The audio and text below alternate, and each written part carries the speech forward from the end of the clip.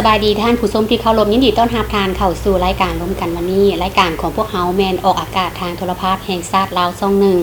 รายการจะนำเสนอข้อมูลข่าวสารเวียกงานทางด้านการเมืองเศรษฐกิจและก็สังคมมานำเสนอให้ท่านผู้ชมได้รับชมกันเป็นประจำทุกๆอาทิตย์ในรายการร่วมกันวันนี้ของพวกเฮาท่านผู้ชมที่เคารพเนื่องในโอกาสวันชาติที่2ธันวาที่จะหมุนเวียนมาครบรอบ50ปีและวันคล้ายวันเกิดประธานไก่สอนพรหมวิหารครบรอบ105ปีทางทีมงานรายการร่วมกันวันนี้ของพวกเฮามื้อนี้ก็ได้มีโอกาสมาที่สถาบันคงจื้อมหาวิทยาลัยแห่งชาติเพื่อมาร่วมสัมภาษณ์ทานคำฮงจันทวงศ์ผู้อำนวยการสถาบันคงจื้อมหาวิทยาลัยแห่งชาติที่เข้าร่วมสนทนาในรายการของพวกเฮาในมื้อนี้เจ้าสบายดีท่านเจ้าสบายดีทุกคนเจ้าก็ต้องขอบใจกับท่านหลายๆที่สละเวลาเข้าร่วมสนทนาในรายการในมื้อนี้ก่อนอื่นก็อยากจะให้ทางได้กล่าวถึงเกี่ยวกับประวัติความเป็นมาและโครงประกอบการจัดตั้งของสถาบันคงจื้อมหาวิทยาลัยแห่งชาติของพวกเฮาว่ามีประวัติความเป็นมาและโครงประกอบการจัดตั้งโดยรวมคือแนวใดเจ้าทั้งสถาบันคงจื้อของพวกเฮานี่แม่นได้เซ็นสัญญาสร้างตั้งเนาะโดยเฉพาะแม่นทาง2พรรค2รัฐบาลลาวจีนในวันที่9เดือน9ปี2009เนาะที่สปจีนปักกิ่งในเวลานั้นซึ่งว่าในเวลานั้นหันต่างหน้าทางรัฐบาลฝ่ายลาวและแม่นทางวิชิตสินวงศ์ซึ่งเพิ่นเป็น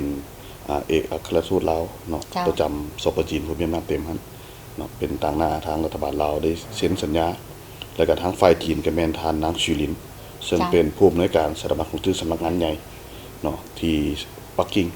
เนาะได้เซ็นกันในเวลานั้นก็มีการนำขั้นสูงสุด2พรรค2รัฐของพวกเฮาได้เป็นสักขีพยานโดยในเวลานั้นหันมีประธานจุมมลิชัยสอนเนาะพร้อมด้วยคณะแล้วก็ทางฝ่ายจีนก็มีประธานหูจินเทาในเวลานั้นซึ่งว่าเพิ่นก็เป็นประธานประเทศและเลขาธิการใหญ่เนาะทาง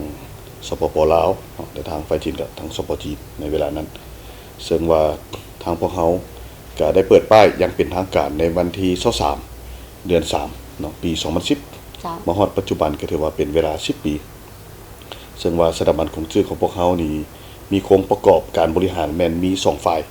มีทั้งฝ่ายลาวและฝ่ายจีนเนาะพวกเฮาก็จะมีผู้อำนวยการทั้งฝ่ายลาวก็แม่นข้าพเจ้าเองนอกจากนั้นก็มีผู้อำนวยการฝ่ายจีนเนาะซึ่งแม่นทางมหาวิทยาลัยชนเผ่ากวางซีเป็นผู้ส่งมาเพราะว่าสถาบันคงจื้อที่มหาวิทยาลัยแห่งชาติของพวกเฮานี่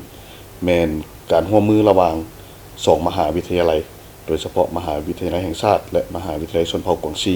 ได้ร่วมกันสร้างตั้งซึ่งปัจจุบันเนาะพวกเฮามีครูอาจารย์เนาะทั้งฝ่ายลาวและฝ่ายจีนโดยเฉพาะฝ่ายลาวปัจจุบันเฮามีพนักงานราชการ15ท่านเนาะนอกจากนั้นฝ่ายจีนมีครูอาจารย์จีนอยู่42ท่านถือว่าโดยเฉพาะฝ่ายจีนรับผิดชอบงานการเรียนการสอน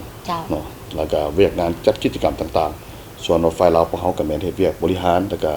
ประกอบส่วนเขาในเวียกงานการเรียนการสอนเช่นเดียวกันเพราะว่าครูอาจารย์ของพวกเฮา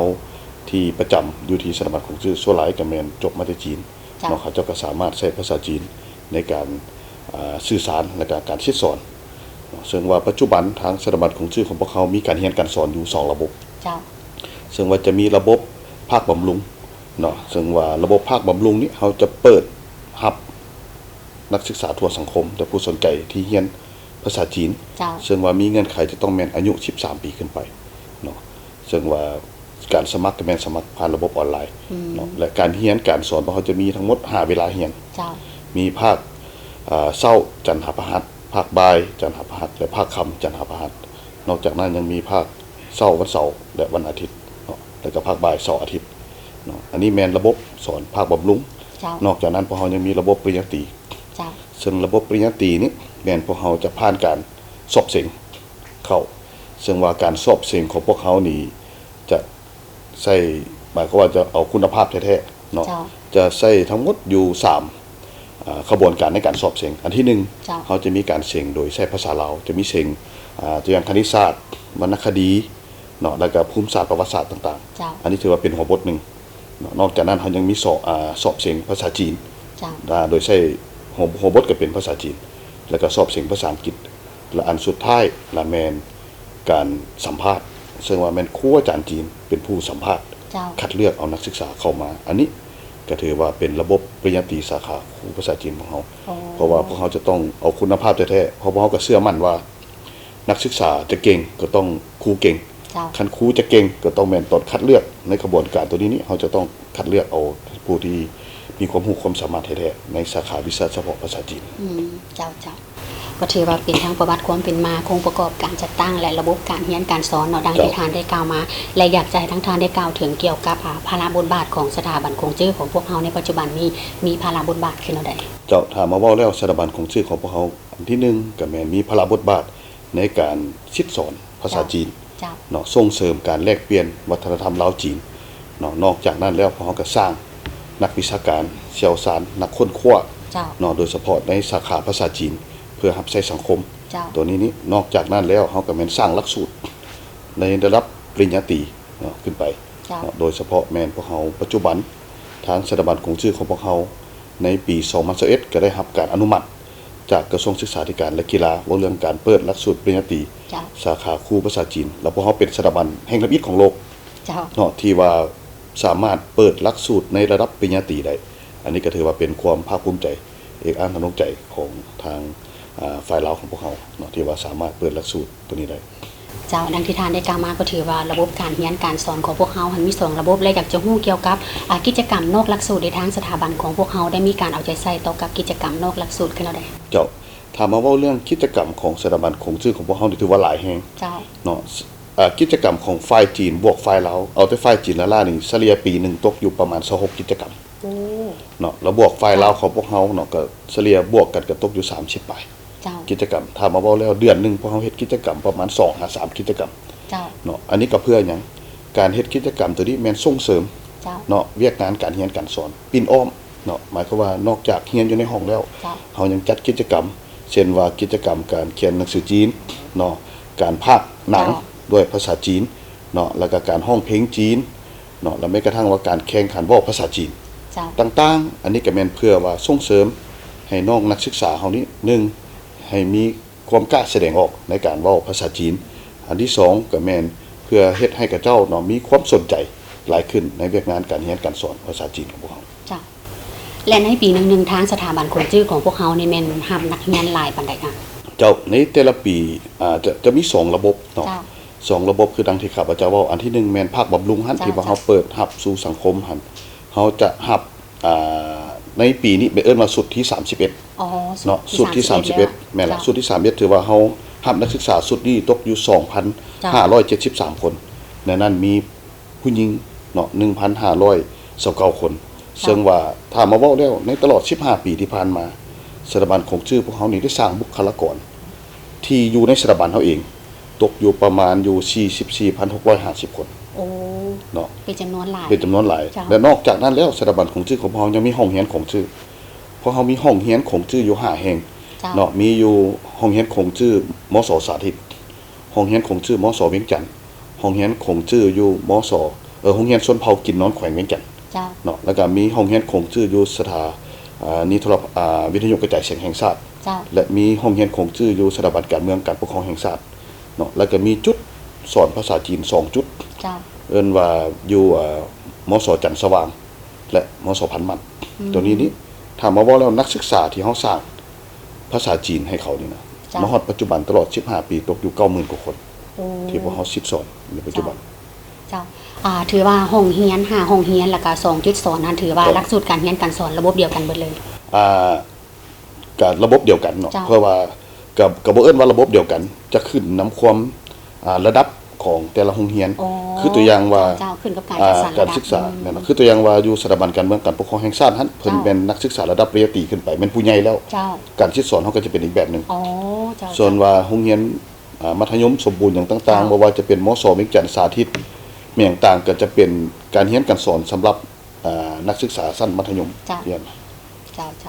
และเฉพาะในระยะที่ผ่านมาทางสถาบันคงจื้อของพวกเฮาแม่นสามารถงานได้ผลงานที่พ้นเด่นโดยรวมขึ้นได้แน่นอนดังที่ทานได้กล่าวมาก็ถือว่าเป็นผลงานที่พ้นเด่นโดยรวมอยู่แล้วแหละแต่ว่าอยากจะให้ทานยกตัวที่พ้นเด่นแท้ๆของทางสถาบันของพวกเฮาเจ้าถามมาว่าผลงานที่พ้นเด่นของพวกเฮาจะแบ่งออกเป็น2สายเนาะทั้งสายภายในแน่และสายต่างประเทศเนาะถ้ามาเว้าแล้วสายต่างประเทศพวกเฮานี่ทั้งสถาบันคงจื้อเนาะในแต่ละปีจะไปร่วมแข่งขันเขาเอิ้นว่าแข่งขันอยู่ภายในประเทศแล้วผู้ใดได้ที่1เขาจะได้ไปแข่งต่างประเทศลาวไปแข่งขันอยู่สปจีนเอิ้นว่าขัวภาษาจีน ครัวภาษาจีน ขวบภาษาจีนในแต่ละปีจะมีการจัดการแข่งขันขวบภาษาจีนซึ่งว่าแต่ละปีก็จัดและทั้งสถาบันของชื่อเฮานี่ส่วนก็บางปีเนาะพวกเฮาก็ได้ที่หนึ่งเนาะของแล้วก็ต่างหน้าประเทศเนาะที่ว่าไปแข่งขันอยู่ที่สปปจีนและปีนี้ก็พิเศษถือว่าเฮาได้ที่หนึ่งของสปปลาวแล้วไปแข่งขันอยู่ที่สปปจีนในตอนนั้นสปปจีนนี่มี100กว่าประเทศเข้าร่วมแข่งขันแล้วเขาจะแบ่งเป็นโซนเนาะซึ่งว่าเฮานี่ได้ที่3ของโซนอาเซียนถือว่าบ่ธรรมดา นอกจากนั้นแล้วพวกเขาก็มีการแข่งขันตัวอย่างว่าการซิดสอนภาษาจีนซึ่งว่าเมื่อกี้นี้ก็จัดอยู่ที่มาเลเซียเอิ้นว่าการแข่งขันครูตัวแบบสอนดีสอนเด่นซึ่งว่าปีกายนี้มันจัดอยู่ประเทศไทยปีนี้มันจัดอยู่ที่มาเลเซียแล้วพวกเขาก็เข้าร่วมแข่งขันแล้วก็ครูอาจารย์ของพวกเขาเนาะมี2ท่านเนาะจากสถาบันกงจื้อที่ว่าได้รางวัลชนะเลิศแม่นปอศิสวัสดิ์พรณไสซึ่งว่าเพิ่นได้รางวัลที่1นอกจากนั้นแล้วเฮายังได้รางวัลเขาเอิ้นว่าการออกแบบการคิดสอนดีเด่นเนาะก็แม่นทานางมณิสาครที่พิราชเพิ่นก็ได้การออกแบบคิดสอนดีเด่นอันนี้ก็ถือว่าเป็นสิ่งหนึ่งที่เฮาเอกอ้างทนงใจและภาคภูมิใจ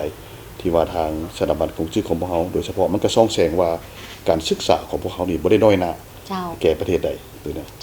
ซึ่งว่าในตอนนั้นมีเข้าร่วมแข่งขัน7ประเทศในตอนนั้นแล้วมี32คนเข้าร่วมกันแข่งขันซึ่งแต่ละประเทศเขาเจ้าจะคัดเลือกกันก่อนเอาผู้ที่1มาแข่งขันเสียนะซึ่งว่าทางพวกเฮาก็ได้คัดเลือกเอาครูอาจารย์จากสถาบันกงจื้อนอกจากนั้นเฮายังมีอาจารย์จากห้องเรียนกงจื้อ2แห่งก็ไปร่วมแข่งขันนำใช่นะแต่ว่าอาจารย์ห้องเรียนกงจื้อแม่นเพิ่นไปร่วมแข่งขันในการคิดสอนของเด็กน้อยการคิดสอนเด็กน้อยแล้วพวกเฮานี่แม่นไปร่วมแข่งขันกงจื้อไปร่วมแข่งขันแม่นการคิดสอนของผู้ใหญ่เสียนะเจ้าก็ถือว่าเป็นผลงานที่พ้นเด่นหน้าวิอ้างทนงใจเนาะของสถาบันพวกเราแล้วก็นอกจากนั้นแล้วเนาะทางสถาบันของชื่อของพวกเราก็ได้รับรางวัลสากลเนาะจากสปปจีนหลายรางวัลตัวอย่างว่าในปี2019พวกเราก็ได้ถือว่าเป็นสถาบันคงชื่อดีเด่นของโลกเสียนะซึ่งว่าในโลกตอนในทั่วโลกนี้160กว่าประเทศมีสถาบันคงชื่ออยู่500กว่าแห่งเพิ่นคัดเอาเพียงแต่20กว่าแห่งเนาะที่ว่าให้ถือเป็นสถาบันของชื่อดีเด่นทางพวกเฮาก็ถือว่าได้เป็นสถาบันของชื่อดีเด่นและปีกายนี้ปี2024เฮาก็ได้เป็นจุดสอบเสียงเทียบระดับภาษาจีนดีเด่นซึ่งว่าในโลกนี่มีอยู่164ประเทศเนาะที่มีจุดสอบเสียง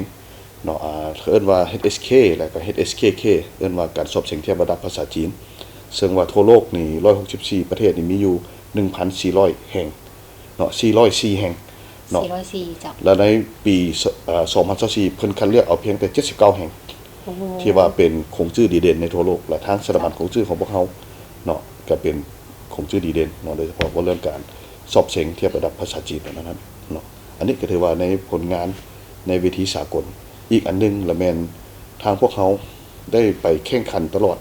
ตัวอย่างว่าเฮาก็เคยไปแข่งขันอยู่ที่ประเทศไทยเอิ้นว่าแข่งขันเส้นทางสายใหม่ซึ่งว่าส่วนหลายจะจัดอยู่ที่เอิ้นว่าขอนแก่นบ่หรือว่ามหาสารคามตัวนี้ในแต่ละปีพวกเฮาก็ไปแข่งขันแม่นพวกเฮาก็ญาติได้รางวัลชนะเลิศเนาะอยู่ที่ทางประเทศไทยในตอนนั้นเฮาก็ต่างหน้าให้แก่ทางการเรียนการสอนของสปปลาวด้านภาษาจีนนี่ก็ไปแข่งขันกับเพิ่น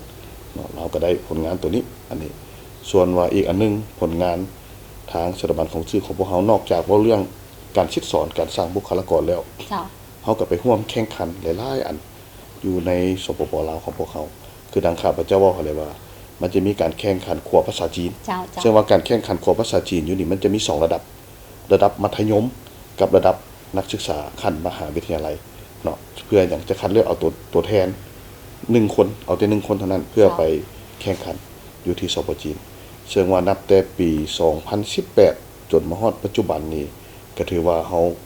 ไปร่วมแข่งขันก็ได้ที่1ประมาณ5ครับเนาะอยู่ภายในประเทศของพวกเขานี่เสีย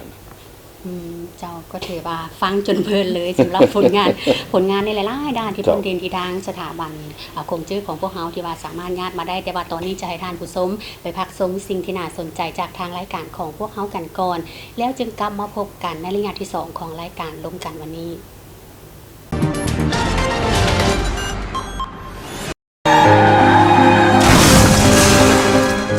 เมาส์บอครับ จงมีสติครอบครัวรอถ่าเจ้ากลับบ้านด้วยความห่วงใยจากโทรภาพแห่งชาติลาวช่องหนึ่ง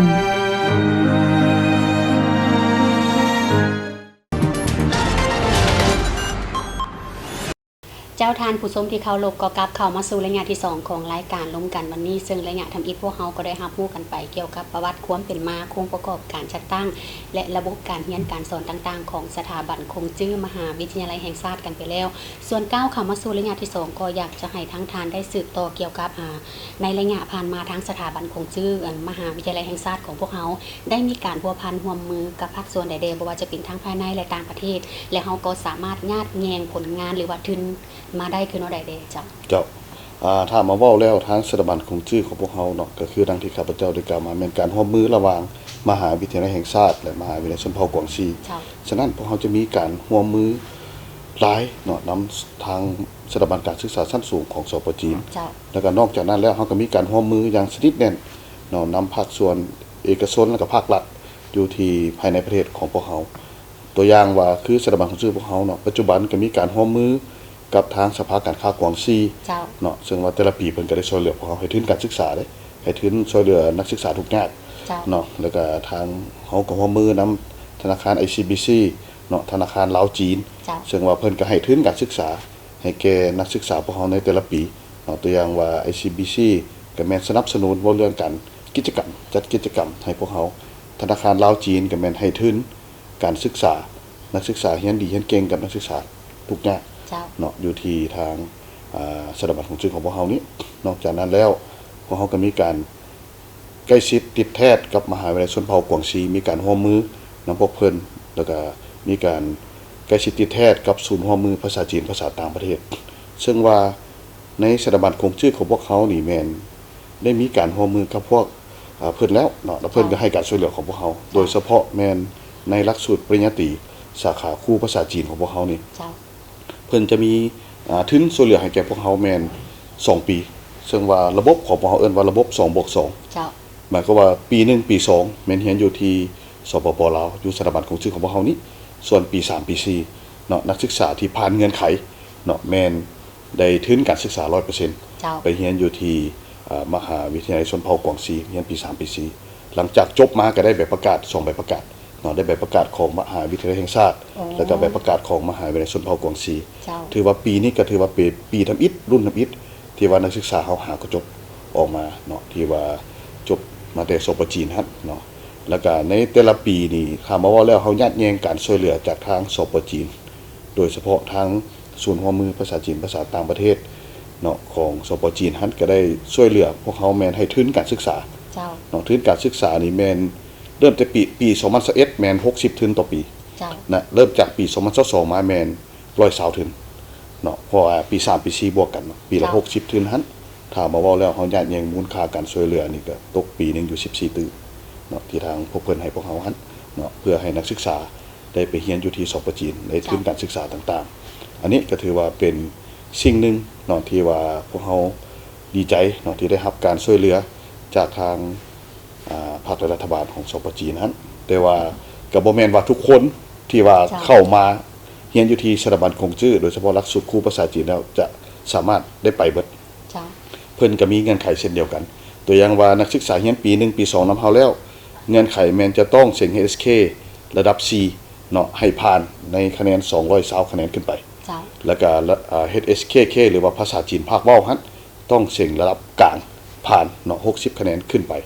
จึงสามารถได้ทุนตัวนี้เนาะแต่ว่าผ่านการคิดสอนของพวกเฮาในแต่ละปีนี้ก็ถือว่าบ่มีปัญหาหยังนักศึกษาที่ว่าอยู่นำเฮา2ปีทำอิฐนี่นะเนาะเขาก็สามารถผ่านภาษาจีนได้ผู้เสียงได้สูงสุดแม่นคะแนนเต็ม300เนาะผู้เสียงได้สูงสุดได้299ก็ถือว่าได้เกือบเต็มก็สิแม่นลืมหมายจำหมายจุดที่บ่รู้ว่าเท่าใดคั่นนะซึ่งว่าปัจจุบันนี้นักศึกษาหลักสูตรครูภาษาจีนของพวกเฮานี่นับแต่ปี1ฮอดปี4พวกเฮามีอยู่354คนเนาะแล้วในนี้กำลังเรียนอยู่สปจีนเรียนอยู่ปี3ปี4หั่นน่ะมีอยู่114คนซึ่งว่าอันนี้ก็ส่องแสงให้เฮาเห็นว่าเฮามีการร่วมมือมีการช่วยเหลือจากทางสปจีนเนาะแล้วก็ทางสถาบันคงจื้อของพวกเฮาก็พยายามเนาะผลักดันเนาะสุกยู่ให้นักศึกษาของพวกเฮานี่แหละให้ได้ มีการเรียนการสอนได้มาเรียนภาษาจีนนำพวกเขาเนาะซึ่งว่าจุดดีของระบบ2 บวก 2มันดีอันนึงดีมองว่าอย่างนักศึกษาที่เรียนอยู่สปปลาวพวกเขานี่นะเขาจะเข้าใจระบบสถาบันการศึกษาชั้นสูงก่อนระบบสถาบันการศึกษาชั้นสูงของสปปลาวพวกเขาหมายความว่าเรียนมหาวิทยาลัยของลาวแล้วก็ไปเรียนอยู่มหาวิทยาลัยของสปปจีนเฮ็ดเขาเข้าใจว่าระบบมหาวิทยาลัยของลาวเป็นแนวนี้ระบบมหาวิทยาลัยของจีนเป็นแนวนี้จังซี่นะถ้ามาเว้าแล้วอันนี้แม่นระบบปริญญาตรีเนาะนอกจากนั้นแล้วถ้ามาเว้าเรื่องระบบการเรียนในภาคบำรุงหั่นที่ว่าหลายๆคนเนาะอยู่ที่สังคมก็ได้ส่งแสงมาหาพวกเขาเนาะซึ่งว่าเป็นหยังว่าสถาบันคงชื่อคือบ่รับ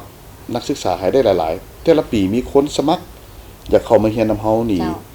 ถ้ามาเว้าชุดนี้เป็นถือว่าชุดที่31เนาะเฮามีนักศึกษาอยู่ 2,573 คนเนาะแต่ว่าคนสมัครแท้ๆนี่มี 3-4,000 คนเนาะแต่ว่าเฮารับบ่ได้ทั้งหมดเนาะก็ย้อนหยังก็ย้อนว่าจำนวนครูที่พวกเฮามีจำกัดก็ถือว่าเฮานี่ปัจจุบันมีอาจารย์จีน42 ท่านประจำเนาะเฮาถือว่าเป็นสถาบันคงชื่อที่มีอาจารย์จีนหลายที่สุดอยู่ในอาเซียนของพวกเฮาที่ว่าประจำอยู่สถาบันคงชื่อจังซี่หั่นน่ะเนาะก็แต่ว่ามันก็ยังบ่ทันสามารถตอบสนองตามความที่เฮาต้องการของสังคมยังบ่เพียงพอเนาะพวกเฮาก็พยายามเนาะเพิ่มจำนวนครูถ้ามาเว้าแล้วนับแต่ปี2010เริ่มจากครู10ปลายคน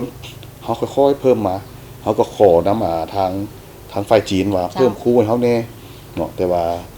เมื่อเขาเพิ่มให้เฮาแล้วสิ่งที่พวกเฮาจะต้องได้รับผิดชอบก็แม่นด้านที่พักให้ครูอาจารย์เนาะแล้วก็ด้านอำนวยความสะดวกเนาะด้านการดำรงชีวิตต่างๆอันนี้ก็ถือว่าก็จังแม่นข้อจำกัดของพวกเฮาที่ว่าจะรับครูหลายเฮาก็ต้องมาเบิ่งด้านที่พักของพวกเฮานำเสียนะเจ้าก็ต้องได้เบิ่งข้อสะดวกในหลายๆอย่างให้กับบรรดาครูอาจารย์เจ้าและบรรดานักเรียนของเฮาเด้ที่เฮาสร้างไปที่ว่าคือดังอาจารย์ได้เว้ามาแหละถือว่ามีแบบว่ามีความรู้ที่สูงเสียงได้คะแนนที่ดีเฮาสามารถนำกลับมาเป็นครูอาจารย์สอนอยู่ทางสถาบันเฮาได้บ่เจ้าอันนี้ก็แม่นเฮาได้พยายามกระตุกสุกยู่เนาะแล้วก็ผู้ที่เซ็งเข้าสาขาครูนี่ก็ถือว่าบ่ง่ายเนาะคือดังเฮาบ่คือดังที่เฮาฮู้หั่นแหละปี2021ที่ว่าเฮาได้รับอนุญาตเปิดหลักสูตรหั่นตะกี้สังคมก็บ่ฮู้เฮาหลายคนสมัครหั่นแม่นมีแต่192คนสมัครเซ็งเข้าแต่เฮาตอนนั้นหั่นรับ90คนหมายความว่าครึ่งต่อครึ่งเนาะเฮาก็คัดเลือกสิหั่นน่ะแต่ว่าเมื่อสังคมได้รับรู้ว่าเรื่องการเรียนการสอนที่มีคุณภาพของพวกเฮาในสาขาครูภาษาจีนนี้คนก็เริ่มสมัครเซ็งหลายโดยเฉพาะปีกายนี้2024ที่ว่าเซ็งเข้าหลักสูตรครูภาษาจีนเฮามีฮอด600ปลายคนแต่ว่าเฮาก็คัดเลือกเอาเพียงแต่90คนสิหั่นน่ะเนาะอันนี้แม่นโควตาที่พวกเฮารับมาแล้วก็ย้อนว่าเฮาคัดเอาคุณภาพในเมื่อวัตถุดิบมีคุณภาพแล้วเนาะแล้วก็การบริหารคุ้มครองการเรียนการสอนโดยเฉพาะเฮาแม่นอาศัยคนจีนเป็นหลักในการคิดสอนเจ้าของภาษาเมื่อการเรียนการสอนมีคุณภาพแล้วแน่นอนเนาะผลผลิตออกมาก็จะมีคุณภาพและเฮ็ดให้นักศึกษาของพวกเฮาในปัจจุบันรุ่นทับอิฐที่ว่าจบนี่มีอยู่74คนเนาะแล้วก็เขาเจ้าหันก็ได้เวียกเฮ็ดงานทำที่ดีเนาะได้ก็ได้เป็นครูบางคนก็ไปคิดสอนอยู่บ่อแก้วอยู่หลวงน้ำพาบางคนก็ไปเฮ็ดเวียกนำเอกชนอย่างต่างๆเนาะแล้วก็หลายคนก็แม่นได้เงินเดือนสูงเนาะหลังจากจบจากสถาบันคงชื่อของพวกเฮาตัวนี้เจ้าและตลอดระยะที่ผ่านมาทางสถาบันคงชื่อของพวกเฮาแม่นได้พบกับข้อสะดวกและข้อยุ่งยากหรือว่าสิ่งที่ท้าทายที่ว่าเฮาจะต้องได้มีการปรับปรุงแก้ไขขึ้นเอาใดทางเจ้าถ้ามาเว้าแล้วทางสถาบันคงชื่อนี่ได้รับข้อสะดวกหลายเจ้าข้อสะดวก2ด้านเนาะอันที่1แม่นด้านอาคารสถานที่ดังบรรดาท่านเห็นอาคารนี้ก็ถือว่าเป็นสถาบันคงชื่อที่ใหญ่ที่สุดในโลกที่รัฐบาลจีนสร้างเฮาสามารถเว้าได้ตัวนี้ก็แม่นทางจีนเพิ่นเป็นคนเว้าเนาะอันที่2มาอำนวยสิ่งสะดวกอันนึงแม่นได้รับการติดตามเอาใจใส่อย่างใกล้ชิดติดแท้จากคณะนำมหาวิทยาลัยแห่งชาติก็คือกระทรวงศึกษาธิการและกีฬาซึ่งว่าเพิ่นก็ได้สุกยุเนาะให้อำนวยความสะดวกด้านเว้าเรื่องนิติกรรมอย่างต่างๆเนาะให้พวกเฮาสามารถปฏิบัติได้อย่างเต็มที่แล้วก็การนำภาครัฐเพิ่นก็ได้มาติดตามลงมาใกล้ชิดติดแท้นำพวกเฮาบางครั้งเขามาเบิ่งนำพวกเฮาว่าการเรียนการสอนของพวกเฮาเป็นจังได๋อันนี้แม่นพวกเฮามีข้อสะดวกบ่ว่าจะเป็นด้านโครงสร้างพื้นฐานด้านนโยบายด้านความเอาใจใส่จากขั้นถึงเนาะแล้วก็คันมาเว้าเรื่องข้อยุ่งยากก็มีเนาะเพราะว่าหยังเพราะว่า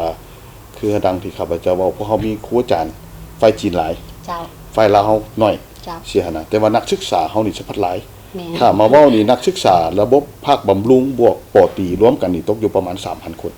เนาะประมาณ 3,000 คนฉะนั้นอยู่ในนี้เว้าเรื่องการบริหารคุ้มครองของพวกเฮานี่โดยเฉพาะบ่ว่าจะอำนวยความสะดวกให้อาจารย์จีนพวกเฮาก็ต้องได้ติดตาม24ชั่วโมงเนาะเวลาเพิ่นเจ็บเป็นเอ็นอุ่นเฮาก็ต้องได้มีคนประจำอยู่ตลอดเวลาเนาะอันนี้ก็ละนอกจากนั้นแล้วมาเว้าเรื่องกิจกรรมของพวกเฮาก็หลายคือดังข้าพเจ้าเว้าได้30ปลายกิจกรรมฉะนั้นอยู่ในนี้เมื่อบุคลากรน้อย เจ้า ฉะนั้นคนหนึ่งจะได้เฮ็ดหลายหน้าที่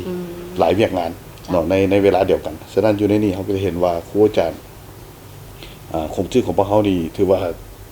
แต่ละวันนี่ถือว่ายุ่งน้ำเวียกน้ำงานหลายเสียหั่นน่ะคนหนึงเฮ็ดหลายหน้าที่ก็ย้อนว่าคนเฮาน้อยแน่จังซี่หั่นน่ะสะบัดเวียกเฮานี่สะบัดหลายเวียกจะมี2ด้าน เจ้า เนาะเวียกจากทางของฝ่ายจีนนำส่งมาให้เฮาที่จะต้องสำเร็จแล้วก็เวียกตามพระบทบาทตามของชื่อของเฮาเวียกของทางฝ่ายเราส่งมาเฮาก็ต้องสำเร็จเช่นนะอันนี้ก็ถือว่าเป็นสิ่งที่ว่าท้าทายสำหรับเฮาคนน้อยแต่ว่าได้เฮ็ดเวียกหลายเช่นนะเจ้าเฮ็ดเวียกหลายอย่าง และเฉพาะทิศทางแผนการในตอนหน้าในทางสถาบันคงชื่อของพวกเราไม่ได้วางเป้าหมายหรือทิศทางแผนการจุดสุ่มในการพัฒนาด้านใดเพิ่มเติมทั้ง เจ้าถ้ามาเว้าแล้วทางสถาบันคงชื่อพวกเฮามีวางแผนอันที่1เมื่อเฮามีหลักสูตรปริญญาตรีแล้วเดี๋ยวนี้แผนพวกเฮาแม่นอยากเปิดสาขาอื่นนํ เจ้า เนาะบ่เดี๋ยวนี้เฮามีสาขาครูภาษาจีนและแผนเฮาอยากเปิดสาขาอื่น เจ้า เนาะโดยเฉพาะร่วมกับคณะวิชาที่เกี่ยวข้องตัวอย่างว่าเฮาจะเปิดคณะหยังก็สาขาวิทยาศาสตร์คอมพิวเตอร์และเทคโนโลยี เจ้า เนาะสาขาการค้าสากลเนาะโดยที่มีการเรียนการสอนเป็นภาษาจีนเลย โอ้ ตัวนี้เนาะพวกเฮาก็พยายามดึงดูดหยังดึงดูดความหมายว่าให้นักศึกษาลาวที่จบมปลาย เจ้า สามารถเข้าการศึกษาคือระบบของจีนได้อยู่ที่สปปลาว เจ้า บ่จำเป็นจะต้องไปต่างประเทศบ่ต้องไปจีนเพื่อไปเรียนเนาะฉะนั้นอยู่ในนี้พวกเฮาก็กำลังเจรจาเนาะนำมหาวิทยาลัยของฟูโจวแดนำทางมหาวิทยาลัยชนเผ่ากวางซีแดว่าเรื่องการเปิดสาขาใหม่เนาะอันนี้เฮาก็ได้ยื่นเสนอนำการจัดตั้งโดยเฉพาะทางสภาผู้วิชาการมหาวิทยาลัยแห่งชาติเฮาก็ได้ยื่นแล้วก็ไปผ่านกระทรวงศึกษาธิการกรมการศึกษาชั้นสูงเนาะเพื่อขอเปิดหลักสูตรใหม่ของพวกเฮานี้หมายความว่าคือใจข้าพเจ้าก็แม่นอยากให้คนลาวเฮานี่ได้เรียน เจ้า คือกับอยู่ประเทศจีน แต่ว่าเรียนอยู่สปปลาวของพวกเฮานี่เสียนะเพราะว่าครูอาจารย์ของพวกเฮาชิดสอนนี่ก็แม่นใช้ครูอาจารย์จีนเนาะถือว่าประมาณ 90% ในการเรียนการสอนของพวกเฮานี่แล้วก็คันมาเว้าอนาคตอันใกล้ๆนี้พวกเฮาแม่นจะเปิดหลักสูตรปริญญาโทตัวนี้เนาะในสาขาการค้าสากล โอ้เจ้า เนาะตัวนี้นี่ก็เพื่อว่าหยังเพราะว่าพวกเฮามีความต้องการหลายปัจจุบันการร่วมมือระหว่าง2ชาติลาวจีนโดยเฉพาะการค้าเนาะเฮาเห็นว่าทางรถไฟลาวจีนเนาะมีการขนส่งตลอดเวลา เจ้า เนาะแล้วเฮาเพิ่นก็เสนอเฮาเนาะทาง เจ้า บริษัททางรถไฟเปิดหลักสูตรอันนั้นการค้าสากลแน่เสียหนนะเพื่ออย่างเพื่อให้คนได้ค้าได้ขาย เจ้า อันนั้นตามมันเส้นทางรถไฟอันนี้นะมันเนาะ เจ้า ว่าเอิ้นว่าการค้าสากลของพวกเฮานี่ เจ้า เสียหนนะเพราะว่าก่อนหน้านี้นี่ทางสถาบันของชื่อของพวกเฮาก็มีการร่วมมือเนาะโดยเฉพาะมีการฝึกอบรมชิดสอนภาษาจีนให้แก่พนักงานทางรถไฟและก็ทางด่วน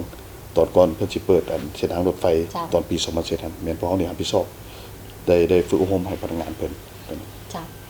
เจ้า ก็ถือว่าเป็นทิศทางแผนการต่อหน้าโดยรวมในหลาย ๆ ด้านของทางสถาบันคงชื่อมหาวิทยาลัยแห่งชาติดังที่ทานได้กล่าวมาแต่ว่ามาฮอดตอนนี้เป็นตอนท้ายรายการของพวกเฮากันแล้วก่อนจะจากการทานมีอย่างที่จะฝากถึงบรรดาท่านผู้ชมที่กำลังรับชมรายการของพวกเฮาอยู่ทางบ้านในตอนนี้ขอเชิญเลยค่ะ เจ้าก็ถือว่าทางสถาบันของชื่อของเราก็พยายามเนาะสุดความสามารถโดยเฉพาะแมนสนองเรียกงานการเรียนการสอนเนาะการแลกเปลี่ยนวัฒนธรรมลาวจีนนี้ให้แก่ทางสังคมของเราสร้างบุคลากรเนาะที่มีคุณภาพให้แก่สังคมฉะนั้นก็ว่าอย่างยิ่งว่าเนาะน้องๆผู้ใดที่สนใจอยากเรียนภาษาจีนบ่ว่าเพื่อกะเกี่ยมที่จะไปเรียนภาษาจีนอยู่ที่สปจีนเนาะหรือว่าผู้ใดที่กำลังกะเกี่ยมที่อยากเฮ็ดเวียกเนาะนำบริษัทที่เป็นบริษัทจีนบ่หรือว่าในคงเขตที่มันติดพันกับภาษาจีนนั้นทางสถาบันของชื่อของพวกเราก็พร้อมแล้วเนาะที่จะให้การสนับสนุนส่งเสริมในเวียกงานการเรียนการสอนก็เชิญชวนให้บรรดาท่านเนาะหมายความว่าให้พยายามเนาะศึกษาหำเรียนหลายๆเนาะเขาเห็นหลายๆคนหลายๆอย่างก็ บางเทื่อก็ปะละการเรียนจังซี่หั่นน่ะเนาะก็ย้อนหลายๆเงื่อนไขหลายๆสภาพแต่ว่าทางพวกเฮาก็พยายามส่งเสริมเวียกงานการเรียนการสอนนี่อยากให้ทุกคนเข้าถึงการศึกษาทุกคนให้ได้มาเรียนเนาะทางสถาบันของชื่อพร้อมกันยินดีต้อนรับและวันชาติเนาะที่2ธันวาคมก็ใกล้จะมาฮอดอีกแล้วข้าพเจ้าก็ขออวยพรไสให้แก่การนำภาครัฐเนาะจงมีสุขภาพแข็งแรงสืบต่อนำพาชี้นำเนาะประเทศชาติของพวกเฮาให้พัฒนาก้าวขึ้นยิ่งขึ้นเจ้าขอบใจเจ้าและมาฮอดตอนนี้ทางทีมงานรายการล้มกันวันนี้ก็ต้องขอบใจกับทานอีกครั้งหนึ่งที่สละเวลาอันมีคุณค่าของทานนั่นเข้าร่วมสนทนาในรายการในมื้อนี้และก็ต้องขออวยพรไซอันประเสริฐให้ทานนั่นมีสุขภาพเข้มแข็งปราศจากพยาธิโรคโรคภัยไข้เจ็บต่างๆขอบใจหลายๆขอบใจเจ้าท่านผู้ชมที่เคารพมาฮอดนี้เวลาของรายการล้มกันวันนี้ก็ได้หมดเวลาลงเพียงเท่านี้พบกันใหม่โอกาสหน้าสำหรับมื้อนี้ข้าพเจ้าสุรินทราสุทธิธรรมพร้อมด้วยแขกรับเชิญขอลาทานผู้ชมไปก่อนขอให้ทุกท่านโชคดี